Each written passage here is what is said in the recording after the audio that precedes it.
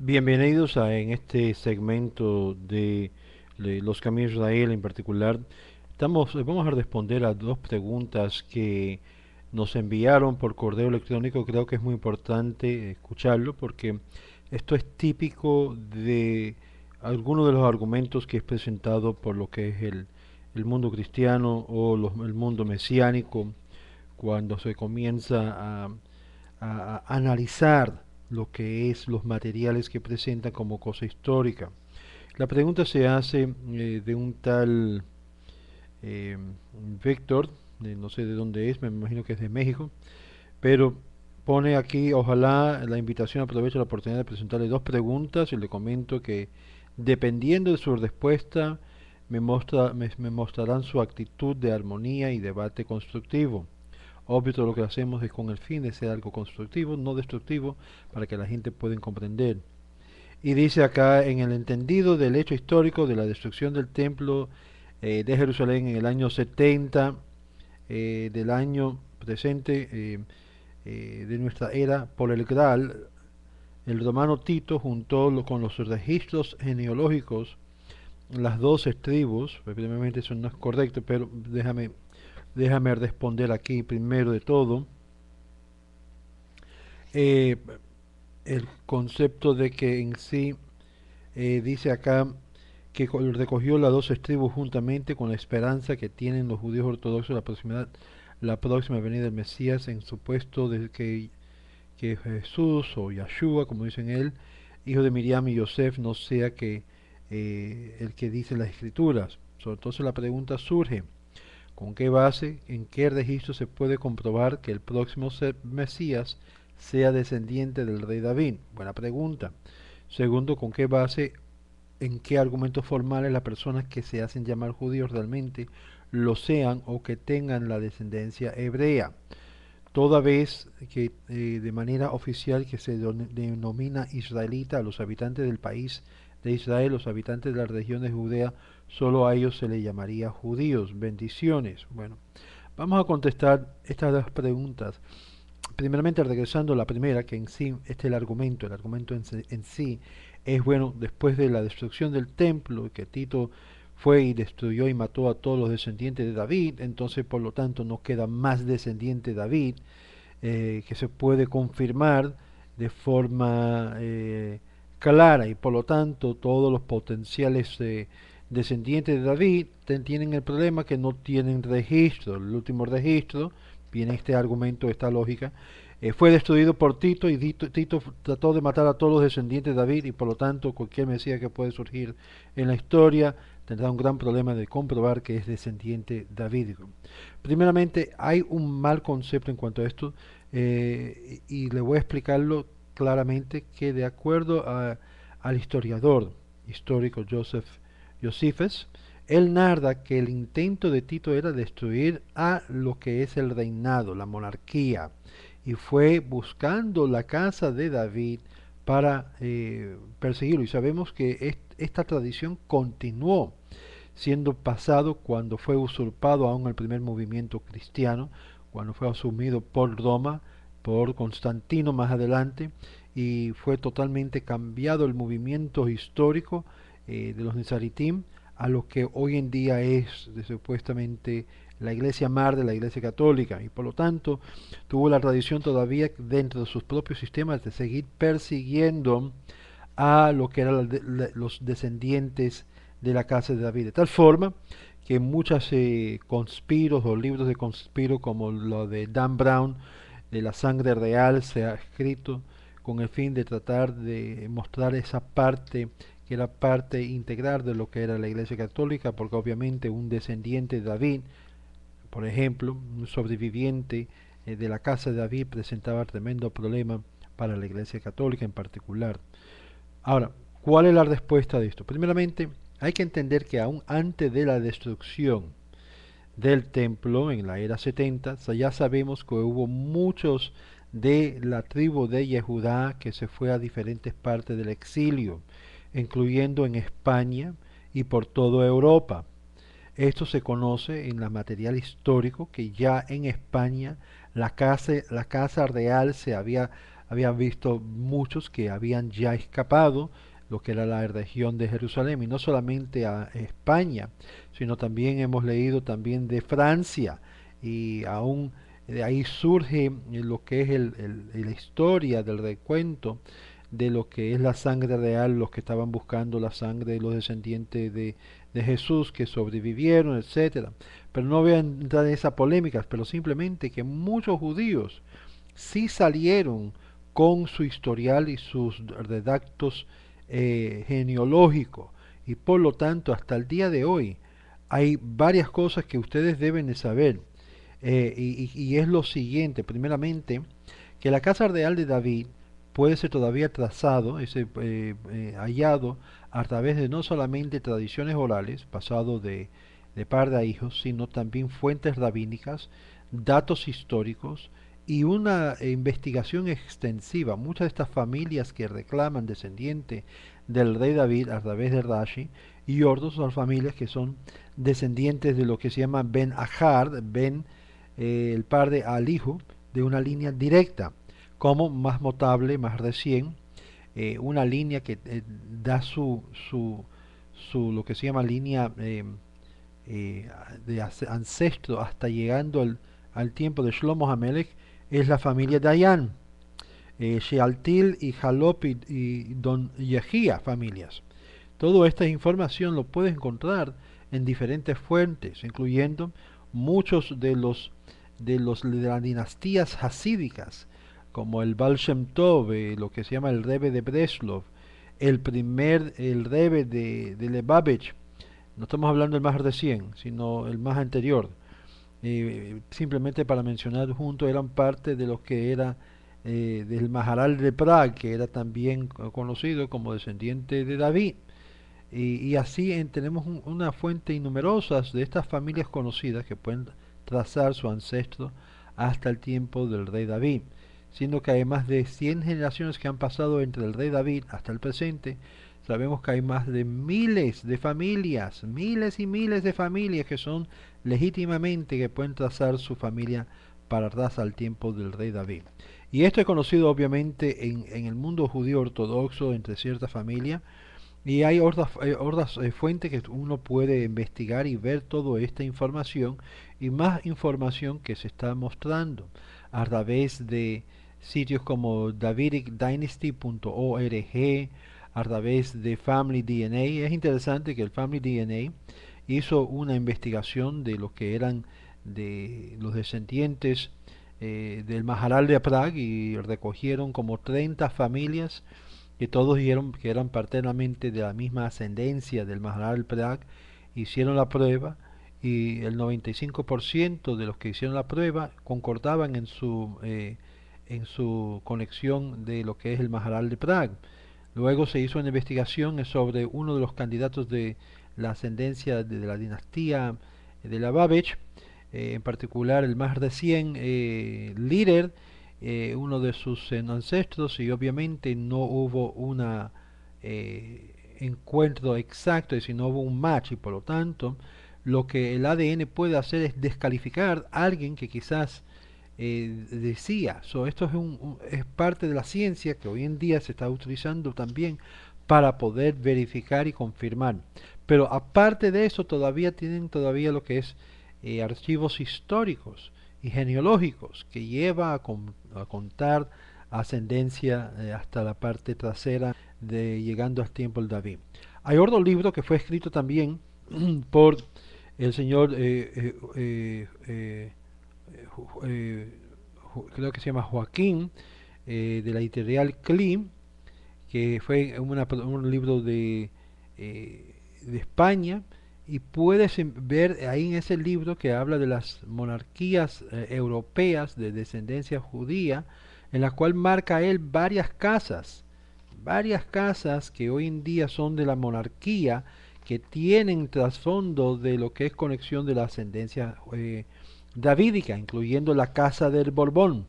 Y es por esto que es interesante, aunque la casa del Borbón hoy en día no se habla mucho de eso porque lo ven como los reyes católicos, como también en el tiempo de el rey Fernán, que también era de ascendencia del reinado davídico. Son cosas que en la historia europea cristiana tratan de encubrir porque presentaba un gran problema para la iglesia.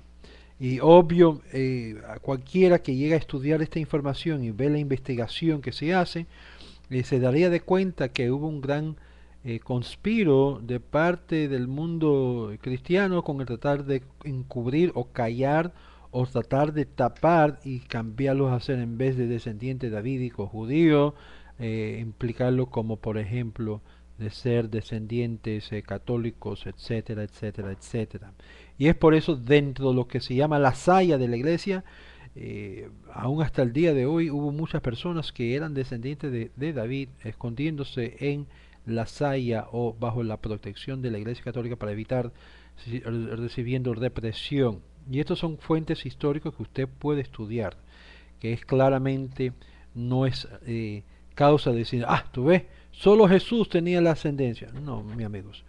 Hay muchas personas hoy en día, hay una sociedad grande que no se habla mucho de esa sociedad por asuntos muy delicados, pero hay una sociedad donde todas las familias de la descendencia de la casa de David se reúnen una vez al año para hablar y como temas de En Israel yo conozco varias personas que son de la descendencia davídica, que son de la comunidad siria, y sabemos que los sirios no se intercasan con nadie excepto con los suyos.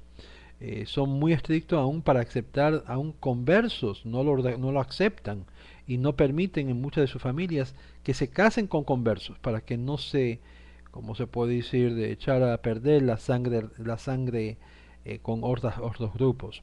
Pero hay que ser muy claro, este argumento que presenta lo que es los grupos cristianos mesiánicos es solamente es un argumento y no hay bases en realidad.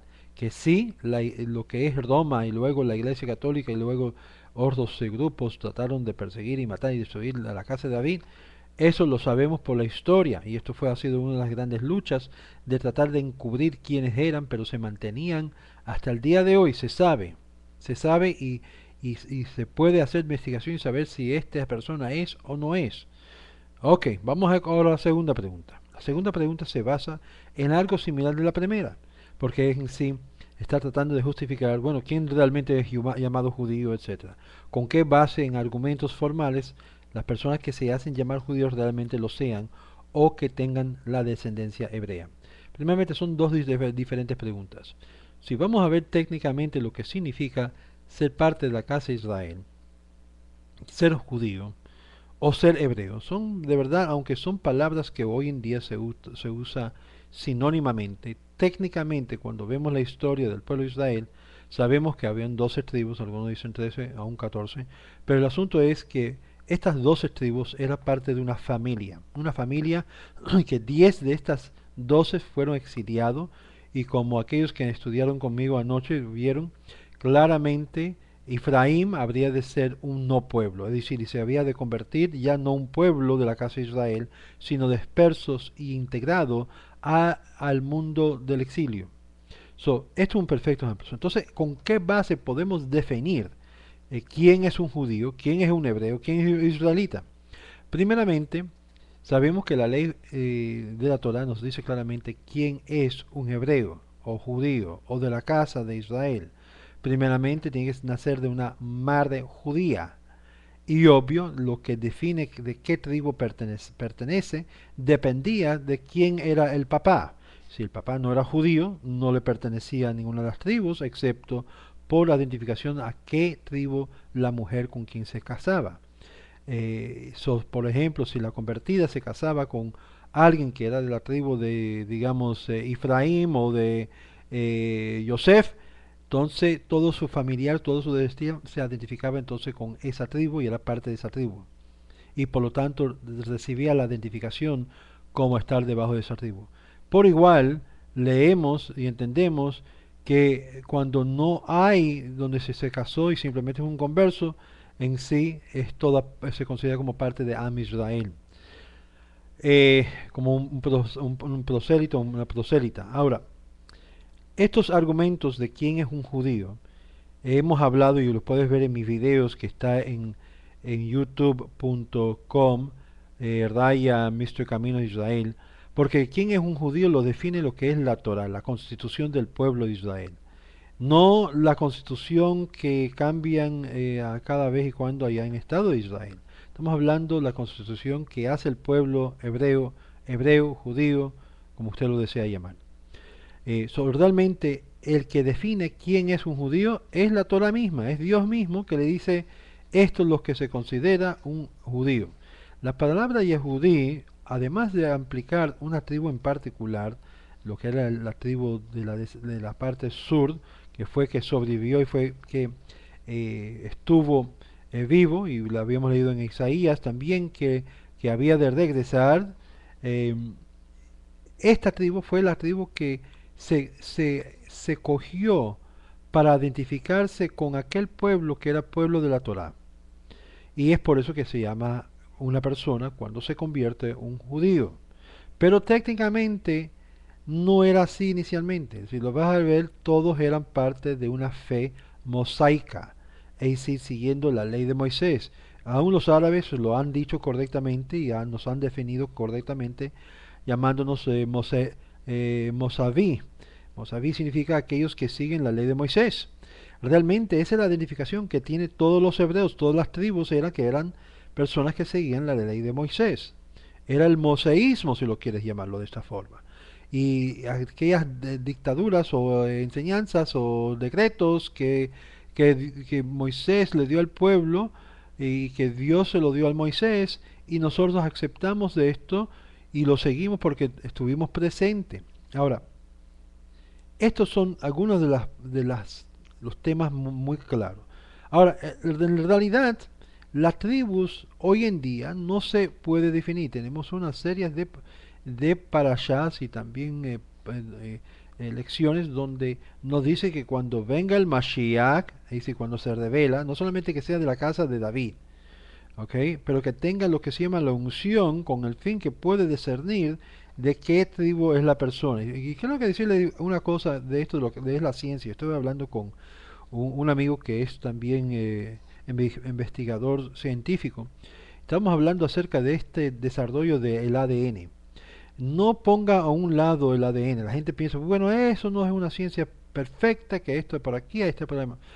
Está viendo increíble avance en lo que es la área de lo que es ADN, de tal forma que se puede saber si la persona es de esta familia o de esta familia o de este grupo, esta región, y cada vez más estamos viendo que a través de lo que es la investigación del ADN se está sabiendo más y más y más y más y más y más. Obvio, en Israel no se permite lo que es exhumir el cuerpo de aquellos grandes líderes de historia porque se consideraría una profanación. Pero técnicamente, en cuanto a la teoría de lo que es la búsqueda de ADN, hay forma de averiguar cuál es el ADN, aunque sea lo que es en un sentido general, o aún podemos llegar un poco más profundo si hay lo que es humedad en cualquier parte de lo que es el cuerpo, donde se puede de los huesos, donde se puede eh, cosechar la información de ADN y poder comprobar si las personas eran de esta descendencia o no. De tal grado que vemos a través de la ciencia cómo aún podemos ver en potencial cómo se puede identificar cada persona y de qué tribu son o eres. Ahora, obvio, la pregunta se hace, bueno, y si no son del parte del tribu, si no son parte de la colectividad, ¿qué se va a hacer? Bueno, ahí es donde vemos que todavía son prosélitos. Y los prosélitos también tienen lugar en lo que es la casa de Israel. Aunque no son, eso no niega la participación de ellos, porque al fin y al cabo la Torah fue dado no solamente al pueblo de Israel, sino a todos aquellos que se convierten. Por lo tanto, vemos algo bien amplio que todavía está bajo el cubrimiento de Calal Israel. Ahora, ¿con qué base podemos llamarnos judíos? Basado en lo que dice la Torah. La palabra Yehudí también, además de referirse a una tribu, en particular también habla de aquellos que alaban a Dios. En este sentido más general también vemos que los Yehudí son aquellos que están conectados sí con ese pueblo, pero son aquellos que ponen por práctica lo que es la Torá, los mitzvot y todas estas cosas en una forma práctica. Y realmente lo que sean o que tengan de descendencia hebrea se ha identificado por la halajá. Por lo tanto, si tu mamá no es judía o hebrea, por lo tanto usted no lo es. Si existe una duda, un safek, entonces hay que aclarar el safek. Si hay alguna tradición oral que viene que son de ascendencia anusim, también hay una serie de leyes que aplica esto. Pero estas dos preguntas, que normalmente lo hace el señor Víctor, es totalmente típico de personas que quieren tratar de comprobar de que de verdad ya está totalmente desaparecido lo que es la casa de Israel, así como la descendencia de David, y que realmente que ellos llegan a ser el nuevo Israel, el Israel espiritual, y son entonces supuestamente inyectados a la matriz natural.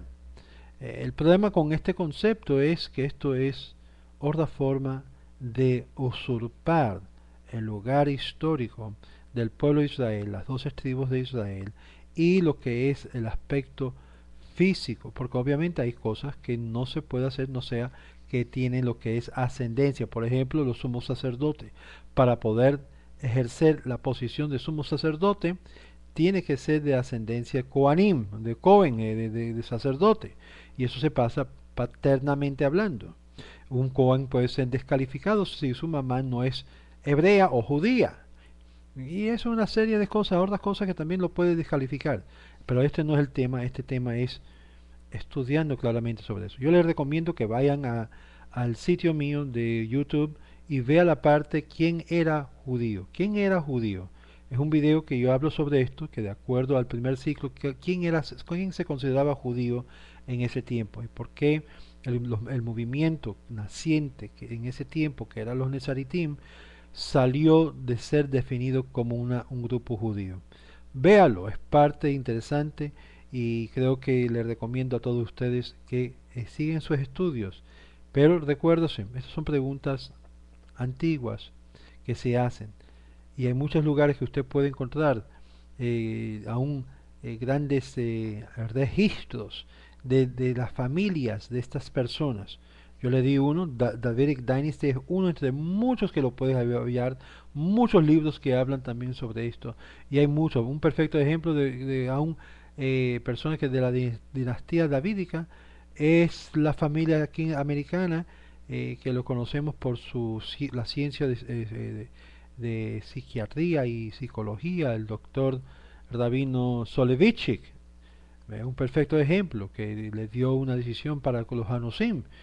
Y estos son perfectos ejemplos de personas que son de dinastía. Yo le mencioné otro que está en Galil, el señor rabino, que yo tengo una foto de él, delante de un sefer, lo que se llama una menorá, que se llama Rabino Dayan, que yo he tenido el gusto de hablar con él, que originalmente era de México, sirio, y un hombre bien preparado que ha escrito varios libros y que ha estado muy envuelto en lo que es tratar de crear la monarquía en Israel. Obvio, eso que crea tremendos problemas políticos, pero es un perfecto ejemplo de lo que estoy hablando. So, y, y, y, y yo le digo la verdad, a estas personas que tienen estas ascendencias, ¿ok? Y lo tienen registrado y marcado de padre a hijo yendo hasta el tiempo antiguo, es un perfecto ejemplo que sí los registros de personas de la dinastía davídica aún existen y no se debe de cuestionar por causa de que pasó en Jerusalén, en la cual esto fue el registro. Es interesante hablar del registro. Se menciona en el Talmud, en cuanto al registro de tal eh, eh, Jesús de Nazaret, que el registro, el papel registro fue hallado y fue enviado a Tiberias. Y esta parte quizás no le van a gustar, pero que hallaron este registro que habla Matai y otros, fue hallado, enviado a lo que es el concilio de Sanhedrin allá en Tiberias, y fue ahí donde se encontró que había un lapso de lo que es de el mención de Yeshua o de Jesús. Es decir, que ahí menciona que había un posible problema en eso, y eso lo narra en el Talmud, lo llamándolo un mamzer, que significa había un nacimiento legítimo, y eso no voy a entrar en eso porque es un tema muy polémico para este tema. Pero debe de saber, se sabe de esto porque se archivó esa información en las fuentes rabínicas como una indicación que sí había hallado algo. Quizás algún día cuando salga lo que es todos estos papeles de la arqueología, van a saber exactamente qué fue lo que realmente sucedió. Pero en este momento ni él tenemos los papeles del registro, simplemente el recuento tergiversado por mano de la Iglesia Católica, lo que llaman el Toldot Yeshua, lo que es el Evangelio de Mateo.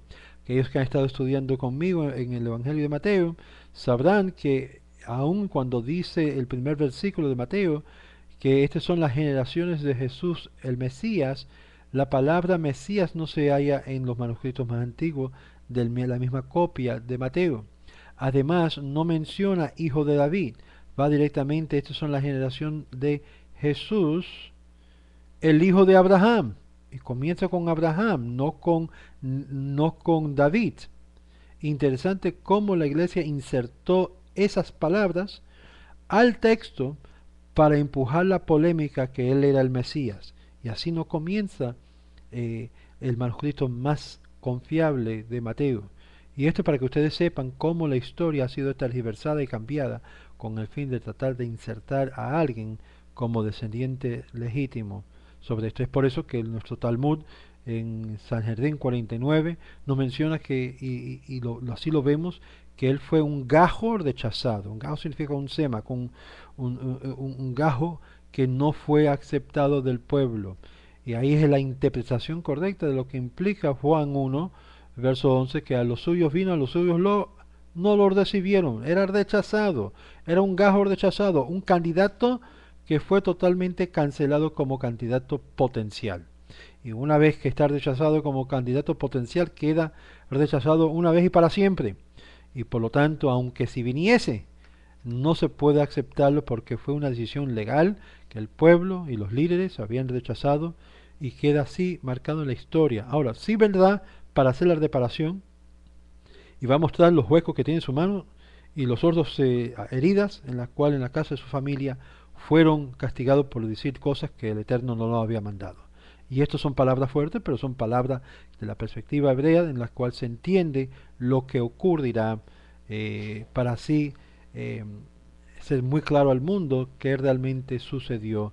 Y él es judío y él se reunirá de nuevo con el pueblo de Israel cuando venga el Emet Mashiach. Gracias, le habla Moshe Otero y me gustaría más preguntas como estas que son muy claras y forma de aclarecer el tema. Shalom, shalom.